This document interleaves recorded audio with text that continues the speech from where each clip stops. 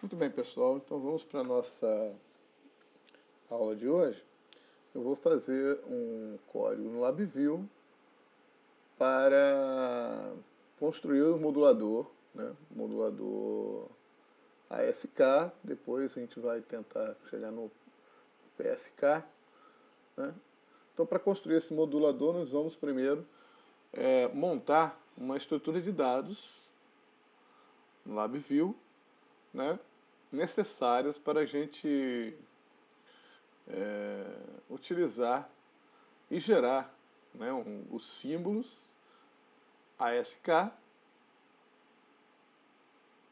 né, e transmitir esse símbolo ASK sobre uma portadora, modular uma portadora com esse símbolo ASK. Perfeito? Então vamos lá. Inicialmente, então, nessa estrutura de dados, que é um cluster, né, nós vamos colocar aqui, ó, uma variável inteira que vai ser a taxa de bits. A taxa de bits, o número de bits por segundo que eu quero transmitir, né? Qual vai ser a taxa? Vamos colocar aqui, por exemplo, 100 kilobits por segundo. Então, 1 é mais 5, 5, né? 1 é 5, 100 kilobits, 100 mil, né? 100 mil bits. Taxa de amostras por bits, ou seja, eu vou ter uma frequência de amostragem, e essa frequência de amostragem vai configurar da seguinte maneira: ela vai ser o número de amostras por bit vezes a taxa de bits, né? Então a frequência de amostragem aqui, vamos colocar 16 vezes maior do que a taxa de bits. Então tá aqui.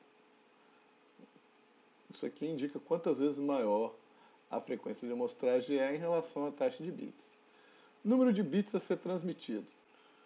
Bom, então, esse número de bits ele vai depender da precisão que eu quero na hora de calcular minha taxa de erro de bits, né? Então, se eu quero uma precisão de 10 a menos 3, eu tenho que colocar aqui pelo menos 1000 bits para transmitir. 10 a menos 4, 10 mil bits, 10 a menos 5, 100 mil bits e assim sucessivamente, né? Então, os 10 a menos 4, 10 mil bits eu quero transmitir. A taxa de bits por símbolo depende da modulação, do nível da modulação que eu vou usar. Então aqui, por exemplo, vamos trabalhar com modulação ASK. Então aqui um combo box para escolher ASK. Aqui, o número de bits por símbolo. Olha, se eu quero 2 bits por símbolo, né? Se eu quero 2 bits por símbolo, a minha... Então vou até rodar aqui, né? Ó, minha frequência de amostragem ficou 16 vezes maior que a taxa de símbolo. E o número de níveis que eu tenho na modulação são 4, né? Porque eu tenho 2 bits por símbolo. Então tem 4 níveis na modulação. Bom, a frequência da portadora eu tenho que definir também. Só que eu tenho que definir a frequência da portadora, né? Eu tenho que tomar cuidado com a frequência de amostragem que eu estou usando também, né? Essa frequência de amostragem, ela tem que ser 2 vezes, pelo menos, né? Pelo menos 2 vezes maior do que a frequência da portadora, mais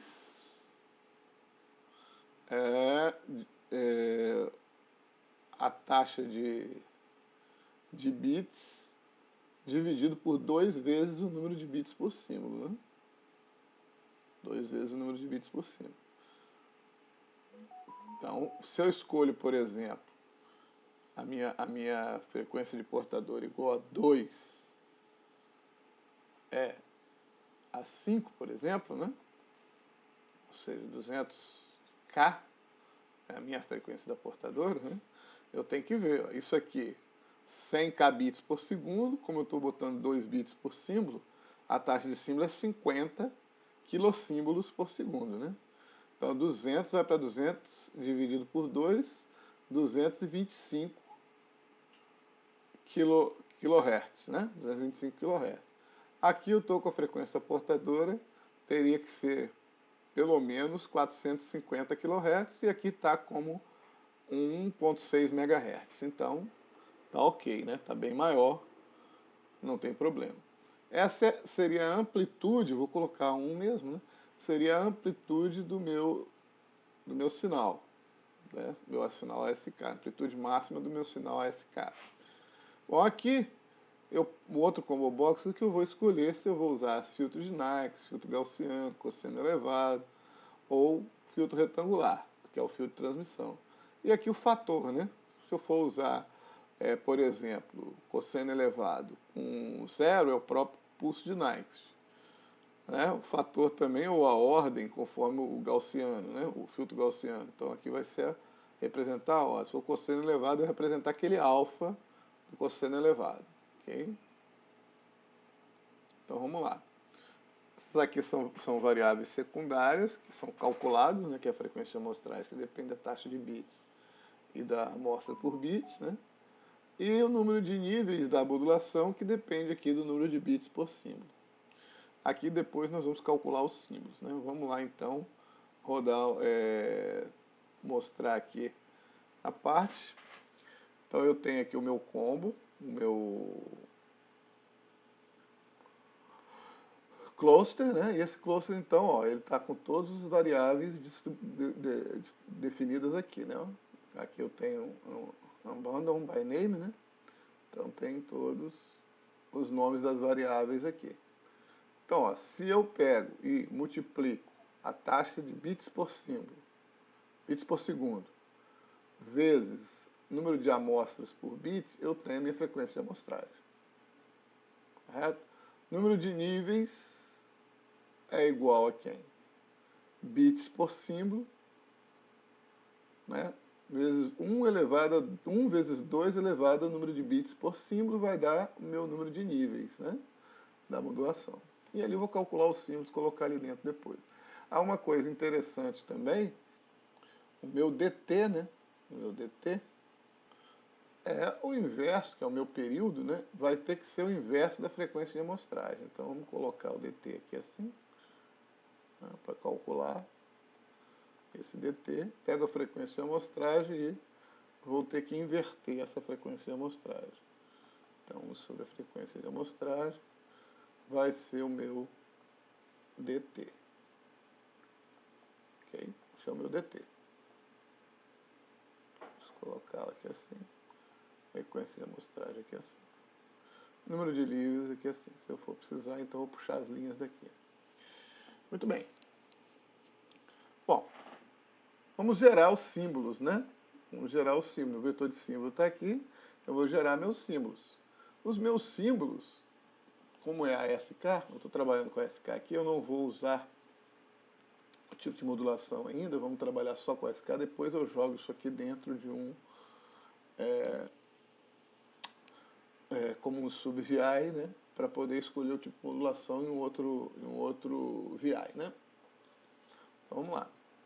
Bom, como eu vou fazer a SK, os meus símbolos ASK, né, ele vai depender exatamente do M aqui, né? Número de níveis, né? Esse número de níveis, ele tem que entrar aqui, né? Vou calcular uma quantidade de símbolos aqui. No caso do ASK, ele começa em 0, né? Começa em 0. E vai ter esse número, essa quantidade aqui. Vou pegar 2, dividir pelo número dessa quantidade aqui, né? Vai ser o meu step, meu delta amplitude, delta de amplitude, para cada uma das amplitudes moduladas aqui, né? Então, beleza. Então, vamos pegar aqui.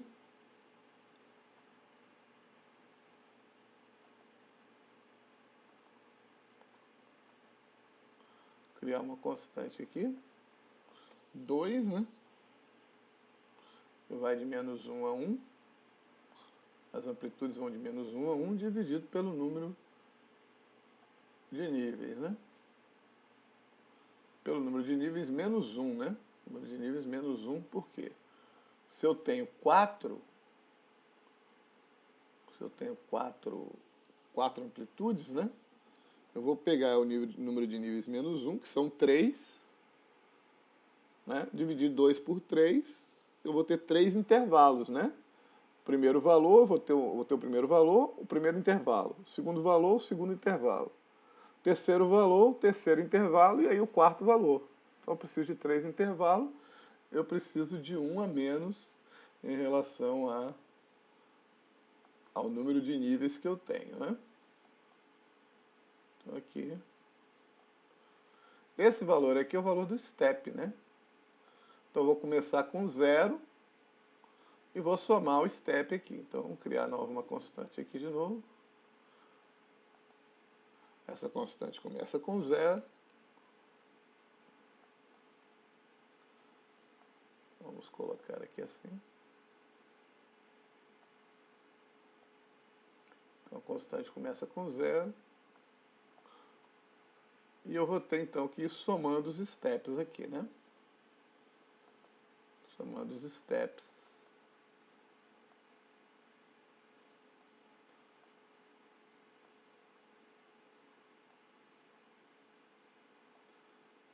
À medida que...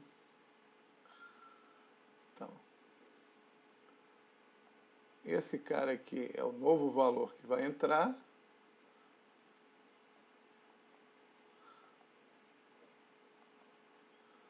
O novo valor que vai entrar ali, né?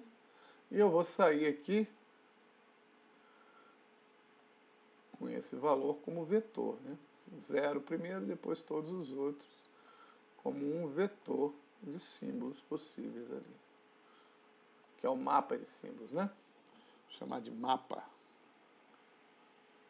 Mapa de símbolos. Map, symbol map. Claro que esse symbol map está complexo, né? Porque no caso aqui do SK, o número é real, mas outra modulação, esse valor seria complexo, né?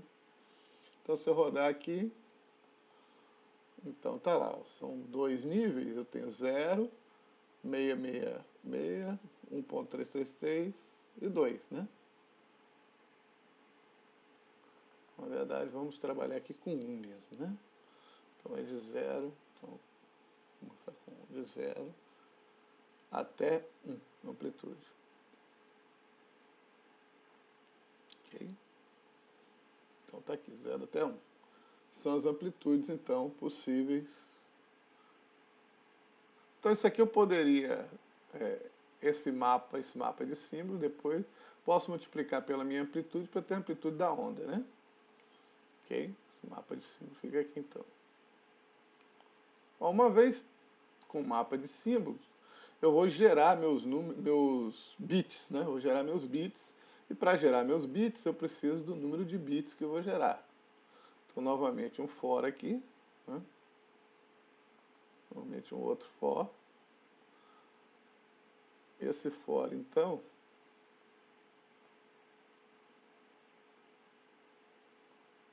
ele vai me gerar aqui o número, ó, então esse número de bits aqui. Então,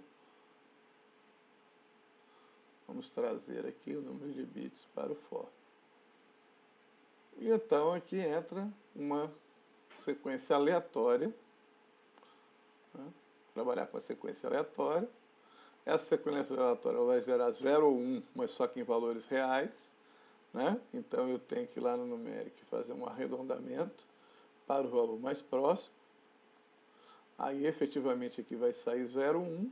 E aqui então eu vou lá no numérico de novo aqui e transformar isso aqui para I8, né? I8 bits. E aí eu tenho aqui a saída um vetor com N bits. Vamos colocar aqui o vetor com N bits. Create indicator. Um vetor aqui com N bits. Que é esse vetor aqui, que eu vou colocar aqui embaixo, só para a gente verificar o número, a quantidade de bits que foram geradas. Vou apresentar aqui apenas alguns bits, né? Obviamente não vou colocar os 10.000 bits, mas vou colocar aqui alguns bits só para a gente ter ideia de como estão gerando, como os bits estão sendo gerados. Então aqui é o bits. Ó, se eu rodar aqui então, tá lá os bits gerados.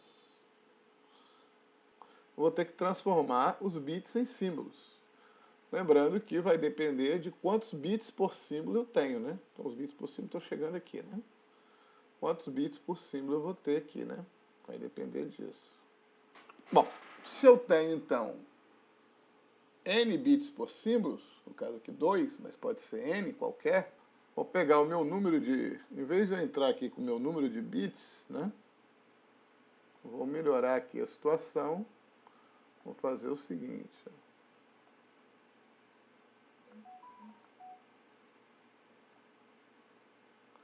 Eu vou gerar todos os elementos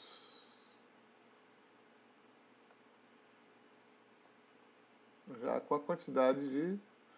Isso aqui eu vou arredondar para mais, né? Arredondar para mais. Round to...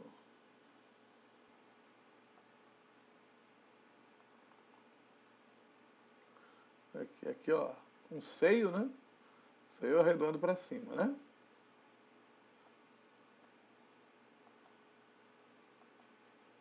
Vou gerar um bit a mais ali, né? Se por acaso a divisão não for exata. Bom, aqui então eu estou gerando a quantidade de linhas. Vou colocar outro for dentro aqui para gerar a quantidade de colunas, né? Quantidade de colunas. E vamos tentar concatenar aqui, né? Concatenando. Então aqui os bits são concatenados.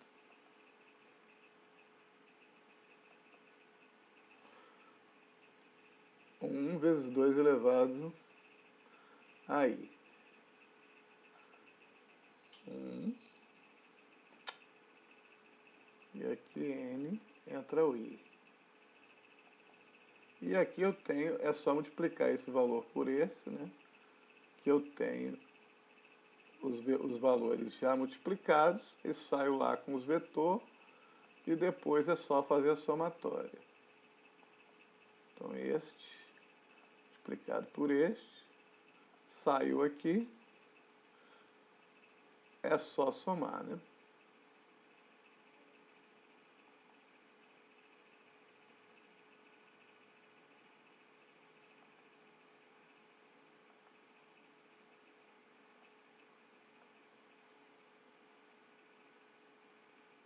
N e x é 1. Isso aqui eu vou botar aqui como representação inteira, né? Pronto. Então aqui eu já saio com os valores dos meus símbolos, com o índice dos meus símbolos correspondentes ao mapa, né? Para sair com os símbolos, então aqui eu vou gerar um vetor aqui, que é o índice dos meus símbolos. Vou criar um indicador aqui. Símbolos. Né?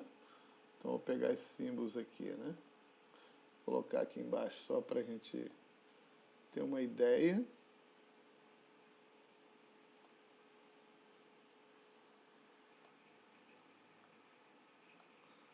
Então, somando de 2 em 2, 1, 0. Né? Como aqui está do menos significativo mais significativo, né? 1, 0 dá 1, ou 0, 1. Né? 0, 0, 0, 1 dá 1, né? Aqui, ó, 0, 1 dá 1, 1, 1, 3, 1, 0, 2, né? Só que sempre pegando dos 2 bits de maneira mais significativa. O mais significativo está na frente, né? O mais significativo está depois. Oi. Bom, aí esse valor aqui é o índice do mapa correspondente, né?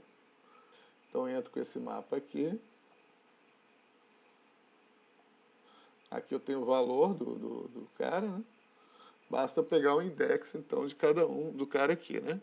Que vai dar o meu símbolo, né? Index array. Este array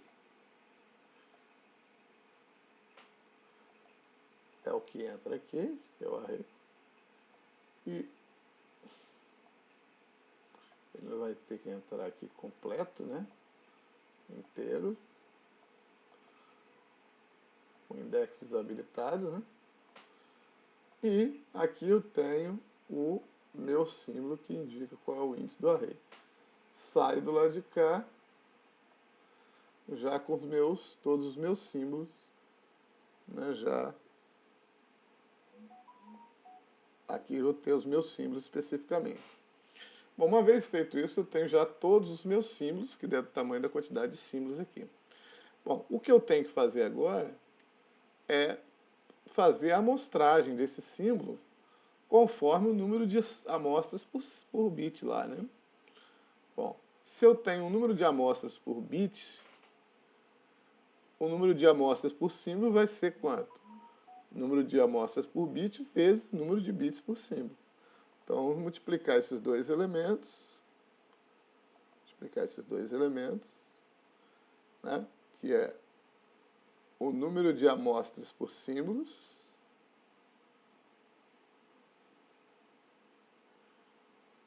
que é esse elemento aqui, vezes o número de amostras por símbolos e o número de... São esses dois aqui, né? Então, basta eu multiplicar esses dois, esse e esse, que eu tenho aqui o número de amostras por símbolo. Número de amostras por símbolo. Muito bem. Então eu tenho que multiplicar esse cara aqui, repetir n vezes cada amostra desse cara aqui. Né? Repetir n vezes. Cada amostra desse cara aqui eu tenho que repetir n vezes. Como é que eu faço isso? Bom, vou colocar aqui o meu for. Vou colocar um for aqui, onde eu entro com quem? Vou repetir n vezes. Então, a quantidade de vezes é essa aqui. Vou repetir isso aqui n vezes. Os elementos que estão nesse vetor aqui, eu tenho que repetir n vezes. Então, eu entro com o vetor, sem index, entra ele completo, né? E vou concatenando isso aqui, ó, e vou fazendo a saída dele aqui, né? Fico fazendo a saída dele aqui. Aí vai sair um vetor e eu vou ter que fazer um reshape desse vetor. Tá? E aí, antes do reshape, eu tenho então que fazer o quê? Então, em array palette, eu tenho que fazer Provavelmente vou ter que fazer uma transposição e depois um reshape. Vamos ver primeiro se vai precisar da transposição. Qualquer coisa eu retiro a transposição. E depois o reshape.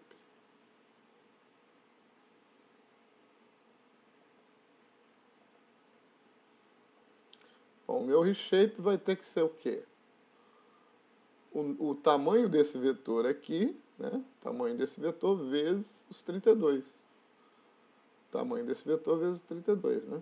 Eu tenho que fazer um reshape onde eu vou pegar e multiplicar o tamanho desse cara aqui vezes 32. Certo? Então, ótimo.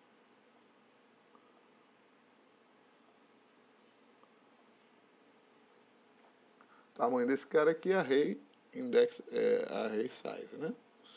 É o tamanho desse camarada.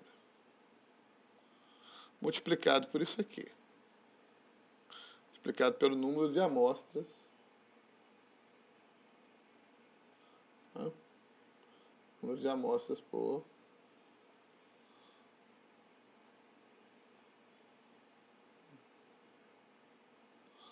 Eu estou entrando no for ali. Bem, feito isso, vai ser o tamanho total do array de símbolos que tem aqui. Vou criar um gráfico, né? Melhor ver como gráfico, que é mais fácil.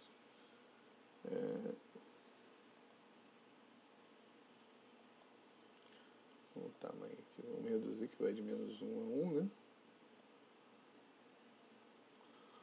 colocar algumas amostras apenas, né?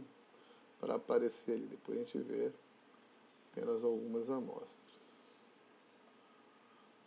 Vamos botar para aparecer apenas 160, 320 amostras, né? Que aí são 32, são 10 símbolos, né? Então, nas propriedades, aqui, né?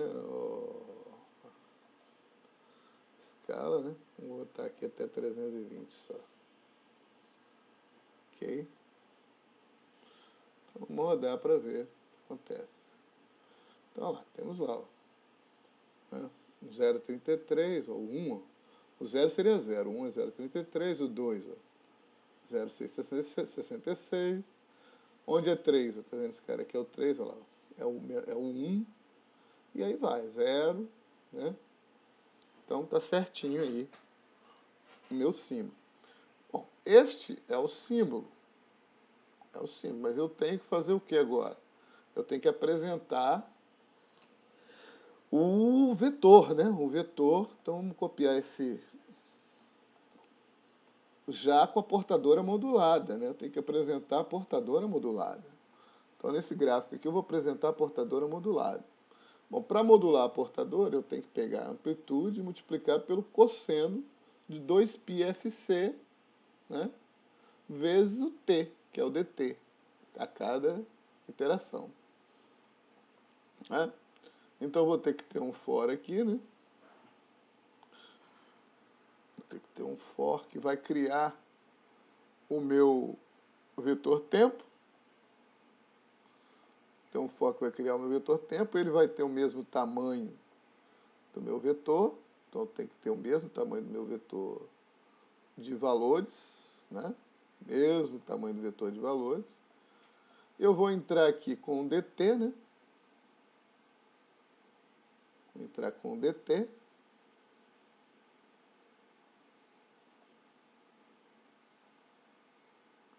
Que vai ser o incremento do t. Inicialmente, esse t começa com 0, né? Começa no tempo 0.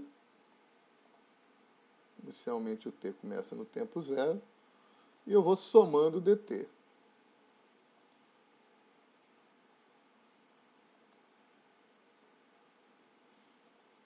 Vou somando o dt, né? De tal maneira que o que sai aqui é o próximo que vai entrar lá, né? Cada um que sai aqui é o próximo que entra lá. Então, é shift registro com esse. Em vez de entrar o próximo 0, né? Entra o próximo, o cara que está aqui, né? Multiplicar isso aqui por 2π, né? E por fc. Multiplicar o tempo por 2π fc.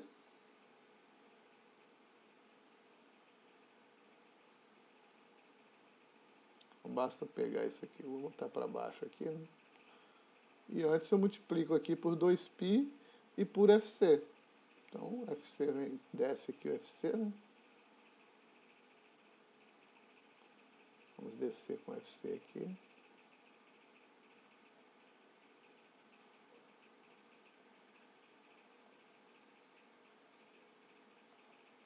Entrei com fc, entrei com 2π. Tenho que multiplicar isso aqui. Então, deleto aqui. Vou multiplicar aqui, usar o combo de multiplicação, né? Ó, isso aqui é o t.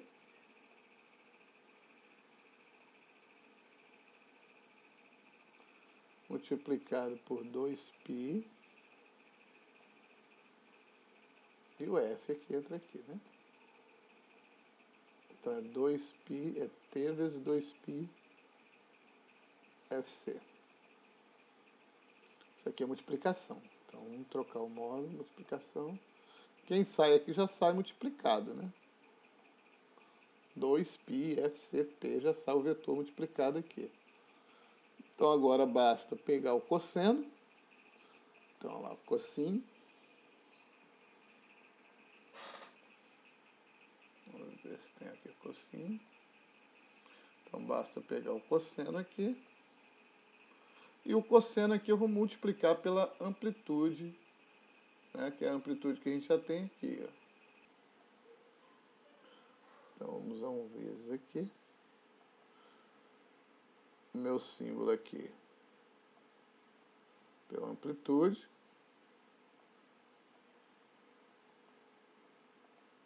E a amplitude, já multiplicado pelo símbolo, é que vai trabalhar com o meu... Então tá lá. Então, repare, 1, amplitude máxima, né, que é o 3, o 1, né, tem o 0,33, amplitude 0,33, novamente 3, 1, o 2, ó, amplitude 0,66, né, 1,2, né, 0, e assim sucessivamente, cada símbolo com sua amplitude. Então, criei aí um modulador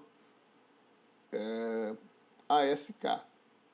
Se eu mudar aqui, né, por exemplo, para 3 bits por símbolo, né, 3 bits por símbolo, então eu vou transmitir aqui, o número de amplitudes vai ser diferente, né? O número de amplitudes vai ser bem diferente. Eu vou ter 7 amplitudes diferentes. Então, a primeira amplitude com 6, ó, amplitude com 1, amplitude com 7, 2.